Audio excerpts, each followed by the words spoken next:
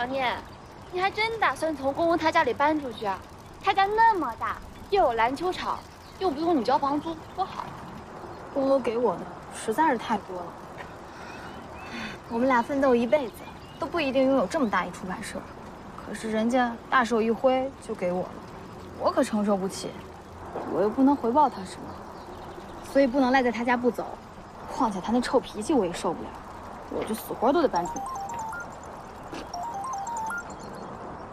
喂，白宇，你给咱们工作室接了个新项目，太好了！谁的项目啊？公公委托的项目。那你怎么不跟我商量一下呀？不是，那个大魔头的项目哪有那么好接的？真是气死我了你！小聂怎么了？哎，等我一下，是小聂。公公。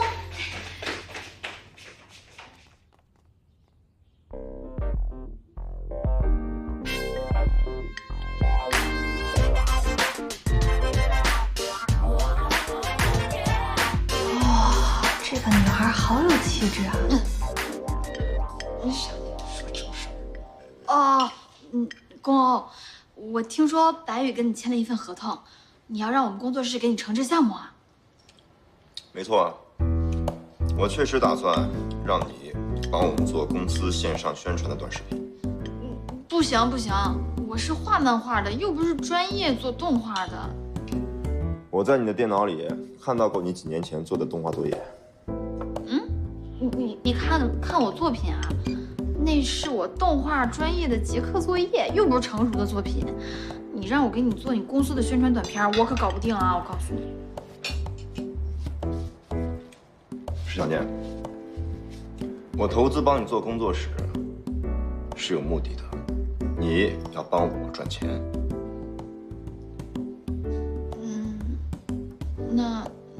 那好吧，反正你不怕输，我也不怕。不过，如果我的作品真的能帮助到你，你可不可以答应我一个事儿？你在威胁我吗？这算吗？这都是什么资料啊？完全看不懂。小聂，你不打算搬走啦？我给他做完宣传片，我再走。毕竟公欧答应了我一个条件。条件？什么条件？你跟我说说呗。不能告诉你，我要是告诉你了，那全世界都得知道了。你这张嘴啊，哎，小聂，你说公公跟那个女的，他们俩是什么关系啊？啊？那个女孩看着挺有气质的，也挺有教养的。我也不知道他们俩什么关系，看着好像两个人还挺般配的。哎呀，你快点看资料！你看我干嘛呀？看资料，看资料，这么多呢。我觉得这个可行，你觉得呢？任他公欧能力再强，巧妇难为无米之炊。就他手里那点小钱，还想做线上宣传，做梦吧！就是，龚总年纪轻，不知道现在市场上的价格。再说了，咱们自从上次公寓车祸之后，就一直被公欧压着，这下总算有了翻身的机会。陈总，这次您可要把握好机会，不能再对那小子手下留情了。一定要抢占先机，抓紧时间把地面广告铺出去。我们的动作要比公务快。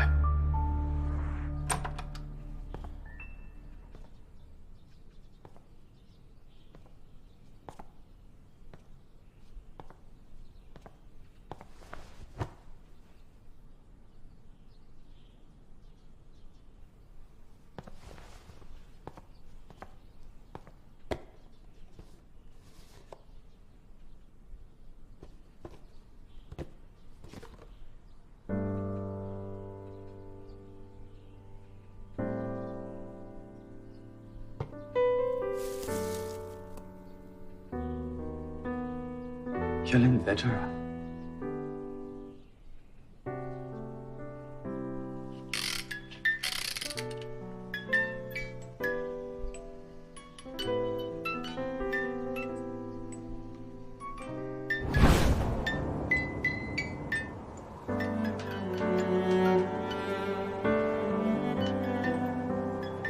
千初，这个送给你，我把这场大雪都装进这个水晶球里了，当做我们一辈子的回忆，好不好？我知道大雪是什么样子的，我能感受得到。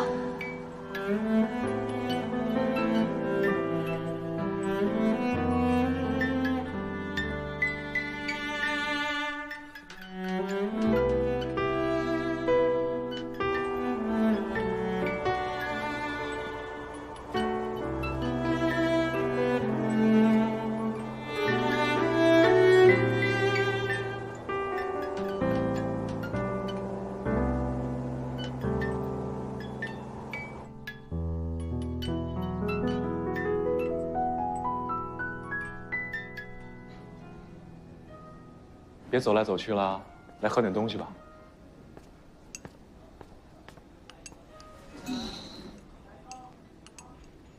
国务让我做那个手机宣传片儿，哎，我一点头绪都没有，真的烦死了。你有哪些地方不明白吗？就是那些专用的科技术语，我都看不懂，头都要炸了。我倒是有一个主意。解铃还须系铃人，所以，谁给你出的难题，你就找谁帮你解决啊。对呀，那我去找他。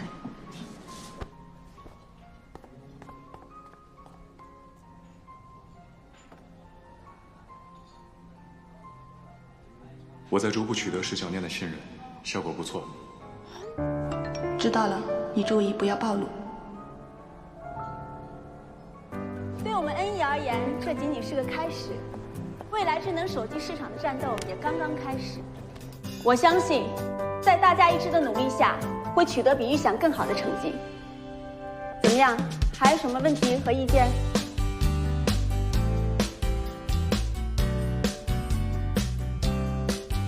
如果没什么意见的话，今天就到这儿，散会吧。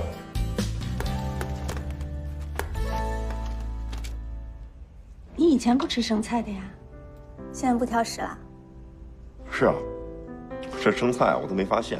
哎，不过倒也不难吃啊，可能最近石小念做饭比较多吧，吃着吃着就习惯了。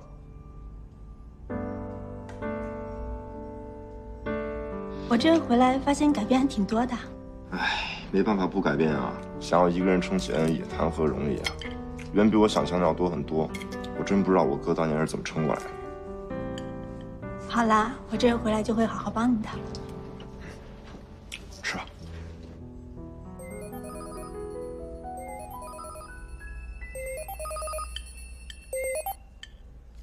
喂，公欧，我需要你的帮忙。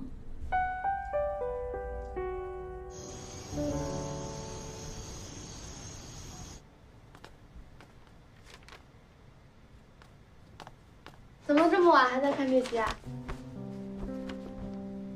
还有几份合同，看完才能睡啊。公司最近这么忙？自从姐的房产投资项目失败之后，她的状态就一直不是很好。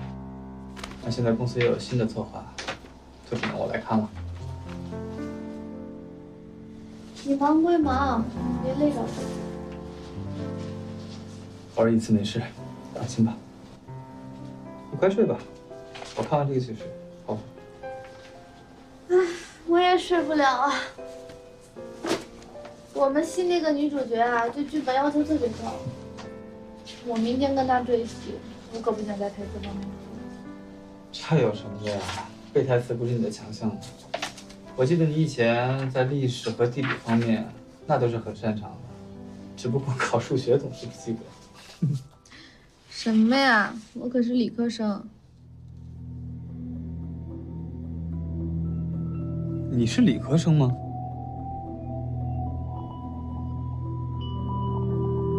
我怎么记得以前你说你是文科生？你呀，就是最近太累了，这都能记错。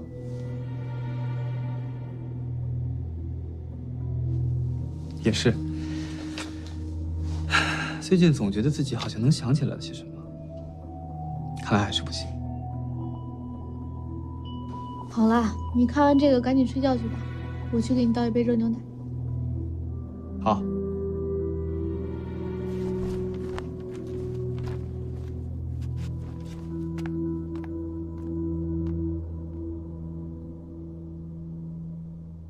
我在设计的时候会尽量把频率误差降到最低。等一下，你听没听过一个词叫对牛弹琴？我现在就是那头牛。这些听不懂吗？这是最简单的解释方式。你觉得一头牛能听懂频率误差吗？很简单，频率误差的意思就是信号发射机发出的实际频率和预期频率的差值。你现在不是对牛弹琴，是鸡同鸭讲。我真的听不明白，你能不能多多少少在这些像说明书一样生硬的词汇里融入一点感情，一点感性，让人理解一些，我好画出来。石小念，以前我觉得你脑子笨是我的不对，可是今天你真的是蠢的超出了我的想象啊！你现在说的每一句话都在刷新你的智商下限。哎呀，我不跟你说这个。蠢死了你！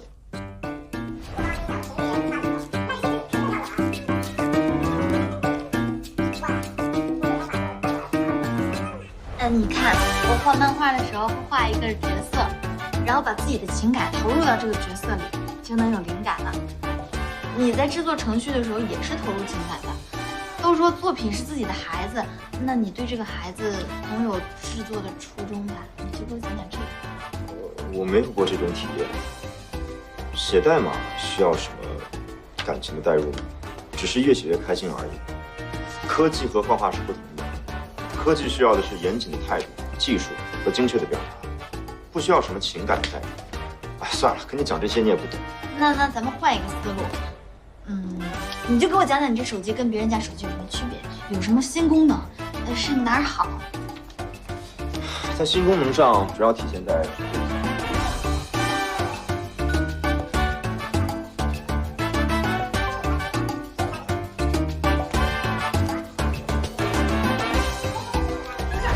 你这个手机，如果遇到频率误差突然变大的时候，会有什么影响？你的信号可能会受到影响啊，可能没有办法正常的接电话，没有办法正常的使用移动网络。就是这句话。哎呀，你终于说明白了。你这么说我就明白了，你们的手机可以让信号变好。你看看，你刚才一直都不会表达，你应该重新学一下说话。自己笨还怪我？我笨还是你不会讲啊？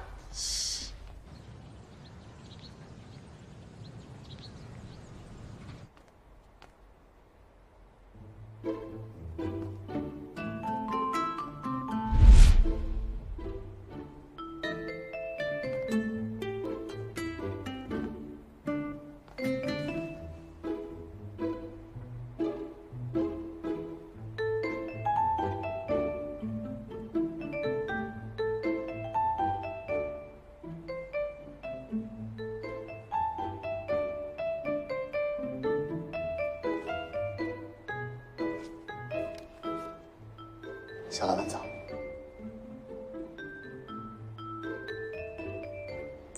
7点多。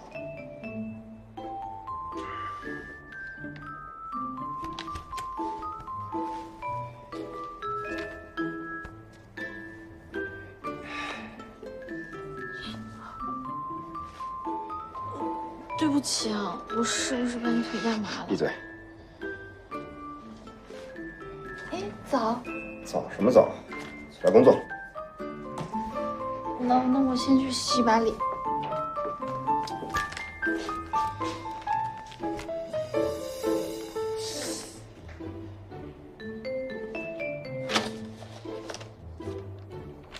我需要跟你解释吗？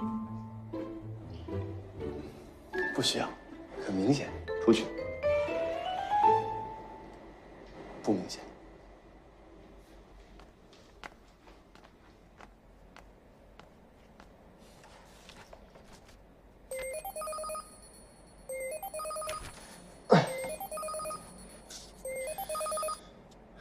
喂。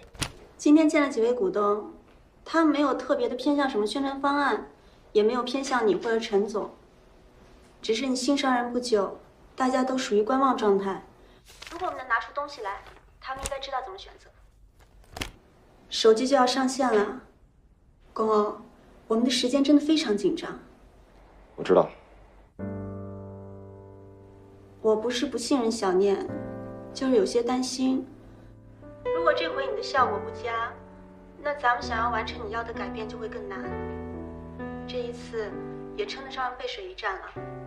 我相信石小念，虽然他做出来的东西比较幼稚，但我们不一定会输。如果不赌他一把，就一定会输。OK， 我相信你的判断。薛总那边我也会去打招呼，他是个商人，什么让他赚钱他就会做什么，我相信能说得通。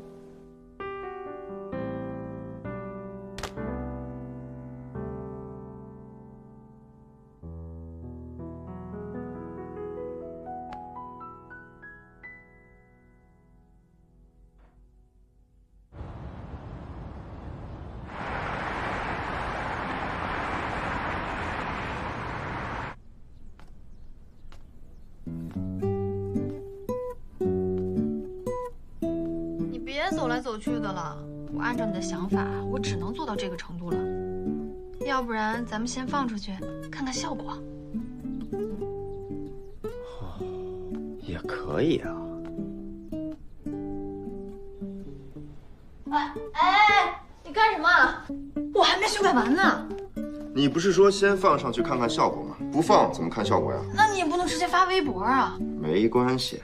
我们先看看效果怎么样，如果效果哪里不好，我们及时调整。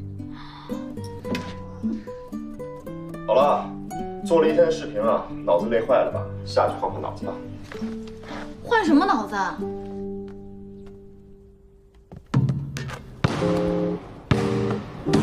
公公，我真的很担心我那短片做的不好。转发量多少啊？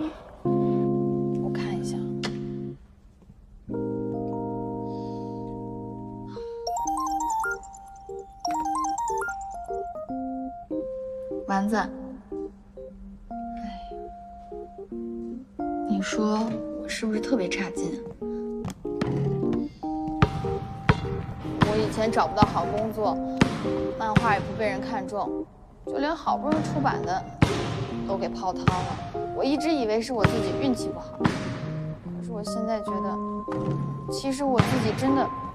哎呀，你胡说什么？你可是咱们学校画的最好、最有灵气的，现在你的照片都还挂在考前美术班的大白墙上呢。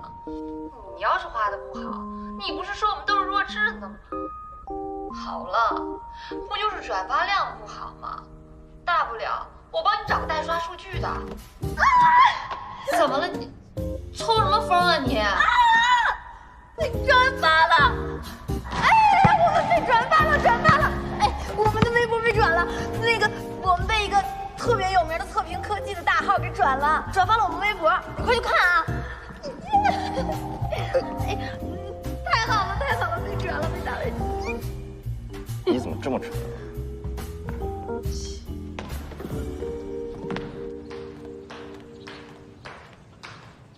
哎，米生，早，小老板呢？哦，一早出去了，有什么事吗？哦，那我跟他电话说吧。从昨天晚上10点53分开始，网络上出现了高频率的转发和得到部分人群的关注，而经过对这些转发人群的分析，他们并不是我们想要争取的客户群。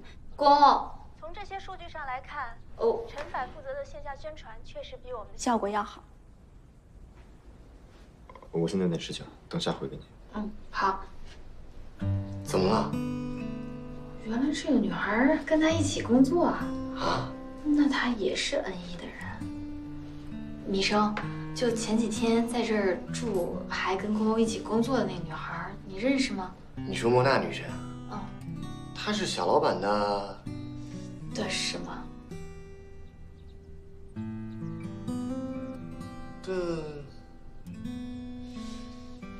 反正他俩就从小在一起长大，很有默契。那就算是青梅竹马。也不是，比青梅竹马这一层要更深一层。更深一层？比青梅竹马更深一层，那就是女朋友。宫欧这种面瘫脸、龟毛性格，还能有女朋友啊？不是，也不是女朋友，至少目前还不是。怎么说呢？他俩呀，就是那种超越了男女感情，达到灵魂契合的存在。他们俩是挺般配的。是，沃娜女神特别优秀，跟小老板不相上下，而且还毕业于普林斯顿，真正的白富美。白富美啊！那没什么事儿，我先走了。白富美，人家是白富美，我是土拨鼠，真羡慕他们。我请了国外专门设计的团队，他们也许设计的不是你最合你心意的，但他们的专业和知名度会得到不少人群的关注。而且我也跟几家网络代理商聊过了，如果用他们团队的作品，他们愿意放在网页首页来推广。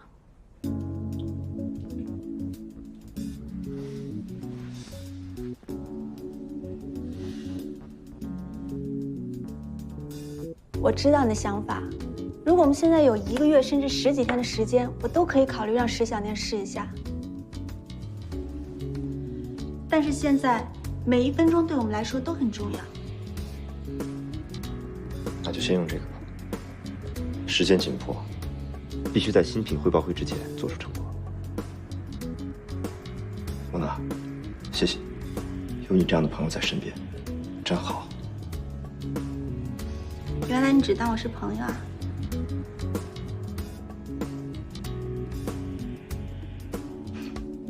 好啦，看数据吧。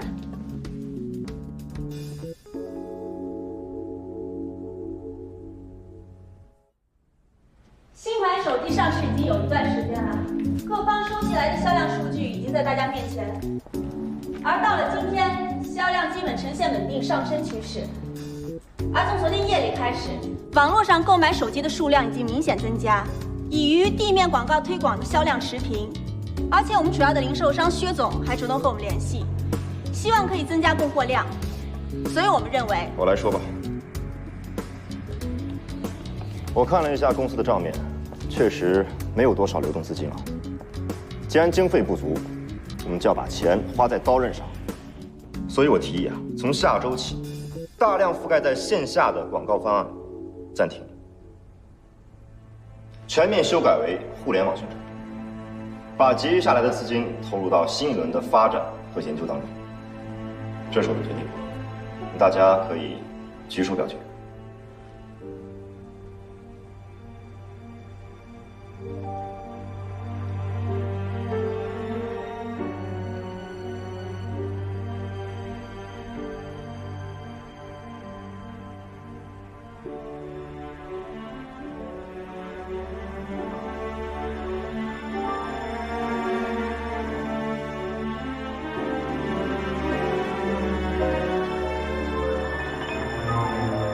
我同意。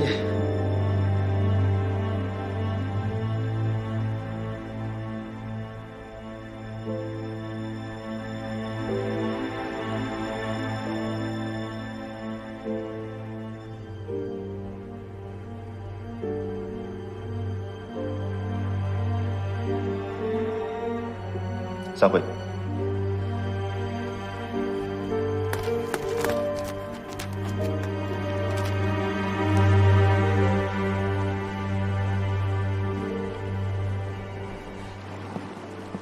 学姐，什么事儿你这么着急找我？小迪，千初最近身体怎么样？我这段时间忙，也没空过来。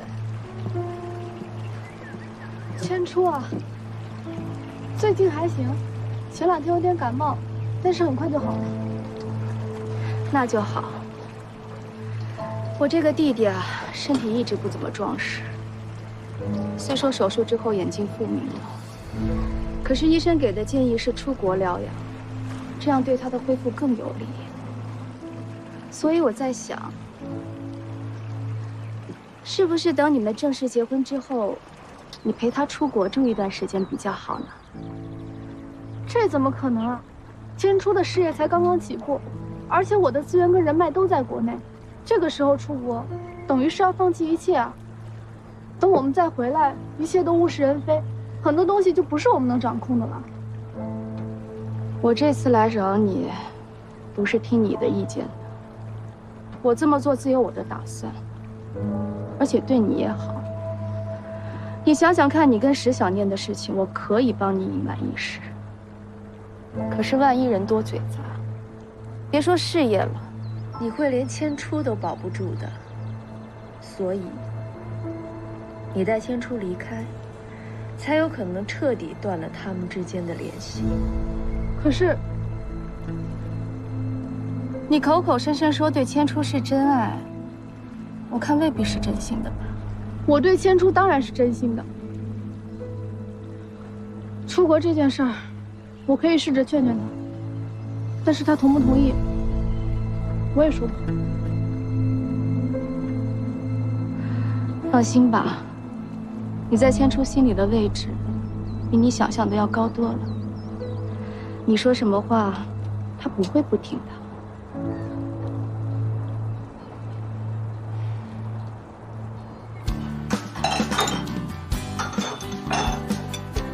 哇，好丰盛啊！哎，回来了。你这是在干什么？干嘛？庆祝啊！就是，小老板，你和莫娜女这场反击仗打得这么漂亮，那我们不得给你们摇旗呐喊？我们石小念也费了很大的力，好不好？那不是因为我们小老板跟莫娜女士配合的好。哎，你们快来坐这里。坐吧。我们来先庆祝一下吧，来，干杯！干杯！干杯！干杯！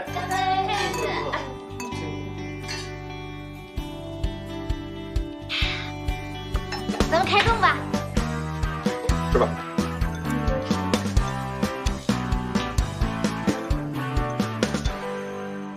哎，石小念，蛋炒饭呢？啊，今天咱们一起吃火锅，多有气氛啊！不是庆祝吗？啊，好，我这就去拿。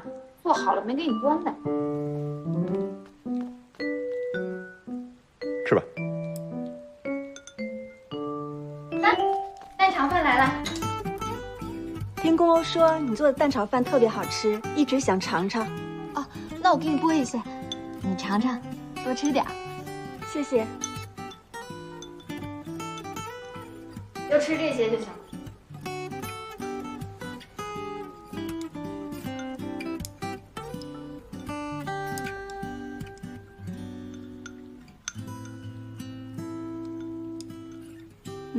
真好吃。好吃你就多吃点。真是的，对仙女照顾有加，对我就那么霸道无理。算了，谁让莫娜那么好看还优秀？哎。当当当，他们人呢？啊？哦，他们都回去了。小念，这是我泡的山楂麦芽茶，可以用来消油解腻，你尝尝。哦，谢谢风小姐。叫莫娜就好了。真好喝。谢谢你们今天为我们准备的庆功宴。哎，没什么，也不麻烦，正好大家可以在一起聚一聚。我这次回来，发现公欧身边多了很多新朋友，真为他高兴。公欧以前不爱和人打交道，总是沉迷于在自己的科技世界里，只有公寓哥在的时候，才能真正读懂他的内心。原来这个大魔头还有这样的一面。小的时候他跟我说过，长大后要成为中国的乔布斯。那时候我还嘲笑过他，没想到他的梦想还真的实现了。公欧的脾气虽然很差，可是他对梦想真的很执着。那个时候我就决定，我要好好努力，希望有一天可以帮到他。虽然现在还不确定是否能真的走进他的内心，但是我会努力的。不好意思，我先回个邮件。哦，你先忙。公欧这样的大魔头，原来在莫娜的心里有这么非凡的存在。莫娜长得好看，还有能力，最重要的是她很喜欢宫欧，两个人看上去简直就是天造地设的一对儿。虽然不知道为什么心里有些失落，可我还是很为宫欧高兴的。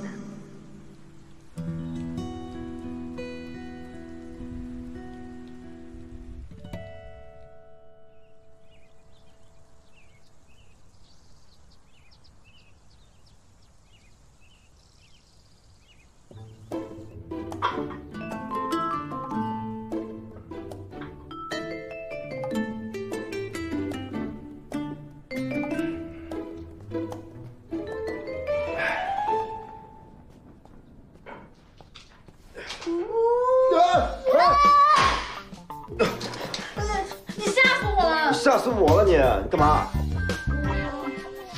别动，鬼鬼祟祟的，肯定有事儿求我。说。上次你们公司那个手机宣传短片，虽然最后用的是你们的视频，但是我也有费力查资料什么的，我很辛苦呀。你想表达什么？我想说，你上回答应我那个条件，你还记得吧？能兑现吗？看在你没有功劳也有苦劳的份上，答应你了，继续兑现吧。真的？哎，你刚刚说那个条件是什么？哦，就是我想把工作室楼下的2个车位给师弟，因为我又没有车，留着站着也都是浪费。不行，绝不答应。为什么？没有为什么，这是原则问题。我求求你了，我以后一定学动画制作，学科技名词，我会努力。求我也没用，这是你的工作，关我什么事？你不答应不行，不可以走。石小林，你干什么？我不让你走，你要是不同意的话，不可以走了。疯了吧？你快点答应我，答应我呀！答应我吧，我不让你走，我告诉你。好，我答应你。你答应了？嗯。那你得点头，你得点头才能算数。答应你。不行，你这个人点头之后有可能还反悔的，你得给我盖章，记章。盖什么章啊？记章，快点记章。哎呀，你同意了。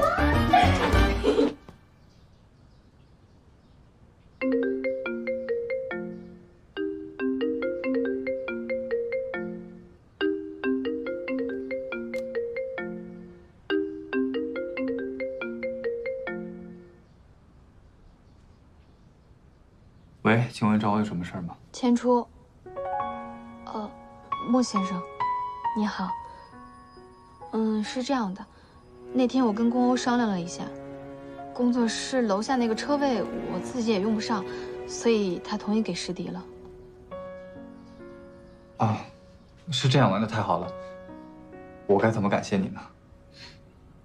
没必要这么客气，都是一家人。千初，给你买了喜欢的水果。小弟回来了吧？那咱们就不说了，拜拜。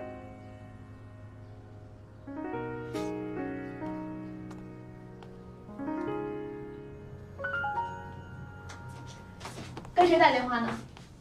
啊，房思明跟我聊点工作上的事情。你买了水果是吗？我正想吃呢。走。走。哎。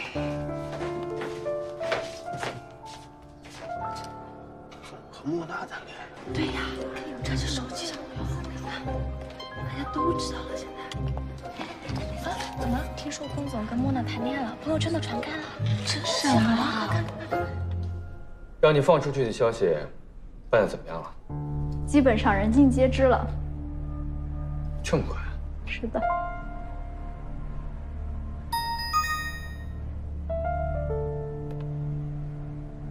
哎，老陈，我跟你说，公司现在都炸了，都说宫欧和风莫娜谈恋爱了，真的假的？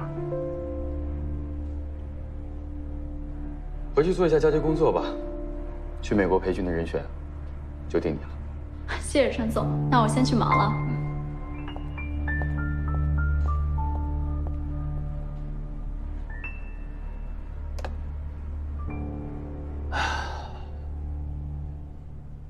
我对我们公司接下来这个项目其实还蛮有兴趣的。我们只要抓住了 NE 的核心科技，我觉得资金啊、投资啊都不是问题。我觉得也是，这个项目我们可以考虑一下。考虑一下。项目介绍给我看一下。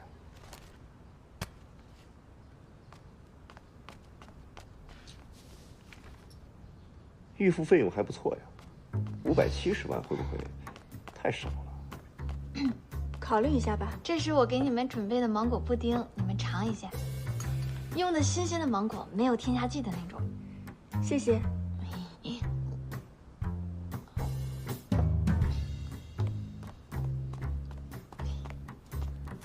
如果我们加入的话，可能会更多一些。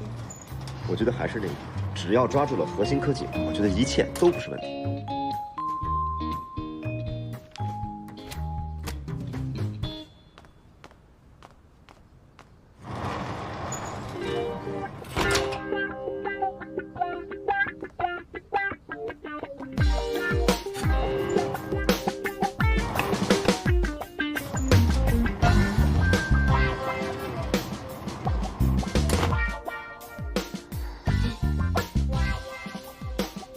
石小念，你在干什么？没事，你们续，继续。拜拜。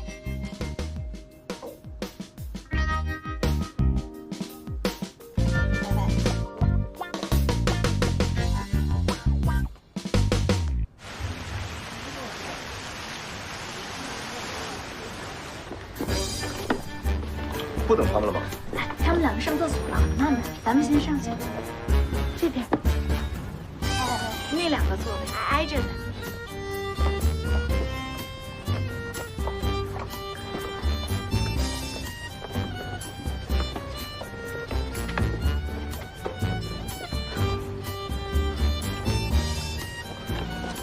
石念，你搞什么？给你们制造机会。哎，你要不要喝点什么？哦，我去给你们买2杯，买1杯，插2根管一起。石小念，我去就回来。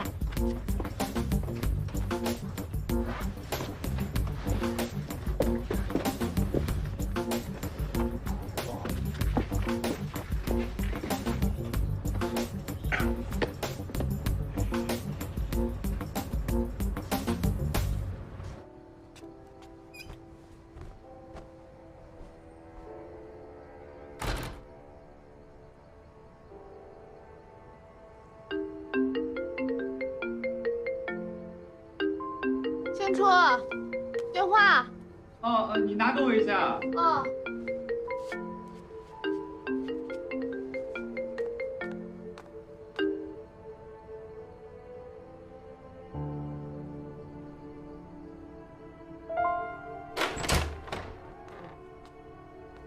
谢谢。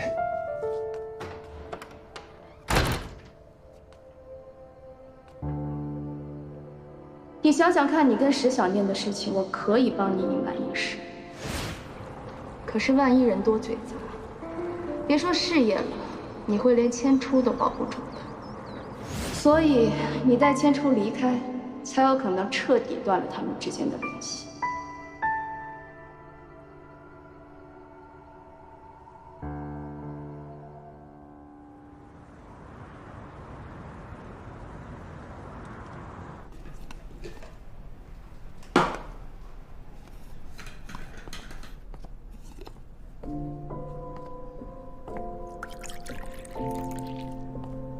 小迪，千初，来尝尝我给你做的鸡汤。今天这么忙，还想着给我送鸡汤啊？我担心你的身体嘛，阿姨都说了，你最近瘦了，我得想办法好好给你补补啊。很好喝。千初啊，我有一个想法，想了挺长时间了。你说啊，你想到什么都可以跟我说。我在想，咱们结婚以后，是不是应该定居国外啊？毕竟国外更有利于你的身体恢复。小迪啊，你怎么突然想起出国来了？你不是说要打算好好做影视公司吗？医生都说了，后3年是你恢复的关键期。虽然集团的事情很重要，但是对于我来说，最重要的还是你的身体嘛。小迪啊，出国这件事对我来说，还是有点太突然了。我现在没办法给你什么答复，要不然，你给我点时间，让我好好考虑一下，好吗？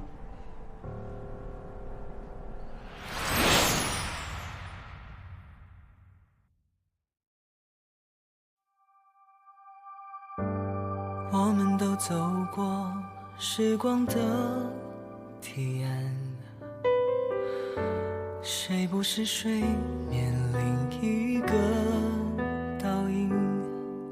颠倒悲喜，学会遗忘记起，风试着将波折抚平，我试着将一切抹去。我和你之间有透明的墙，坚硬目光探索柔软的窗，颠倒沙漏，是否能倒转时光？你拒绝牵手的邮件，装着送你的全世界。你和我之间有透明的墙，坚硬目光探索柔软的窗，颠倒沙漏，是否能倒转时光？你拒绝牵手的邮件，装着送你的全世界。要给就给完全，要收就收全部。可是烟太潦草，领悟太仓促。那一段路，我们颠倒无数。这一场宁愿孤单，不辜负。